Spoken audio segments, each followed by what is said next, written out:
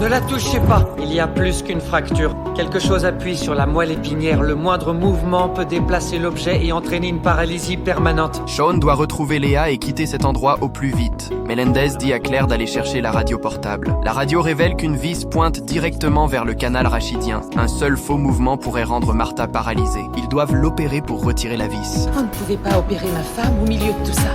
Si on ne retire pas la vis maintenant, on risque fort de vous paralyser en vous déplaçant. Alors on l'enlève.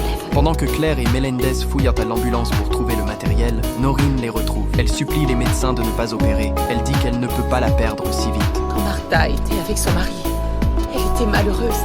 Elle ne savait pas. Ce n'est pas nous qu'il faut convaincre. Noreen s'approche alors de Martha et lui dit qu'elle s'occupera d'elle, même si elle finit paralysée. Du moment que Martha reste en vie, leur vie ensemble continuera. Et même si j'avais 1000 ans avec toi, ce serait toujours pas suffisant. En me libérant de tout ça, j'avais de la place pour toi et tu es toute ma vie aujourd'hui. Pendant l'opération, Martha perd trop de sang. Ils ont besoin d'une transfusion pour continuer, mais il n'y a plus de temps. Claire a une idée et revient en courant avec du matériel pour stopper l'hémorragie. Un système d'autotransfusion avec... Tireuse à pierre. J'y ai fait passer de l'alcool pasteurisé.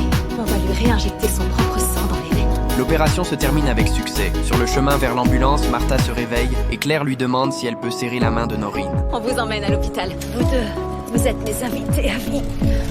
Une réplique arrive soudain, mais heureusement, elle ne dure que quelques secondes. Les médecins réussissent à transférer Martha dans l'ambulance, mais Melendez, lui, se met tout à coup à vomir. Allez, va. J'ai besoin d'oxygène, vite!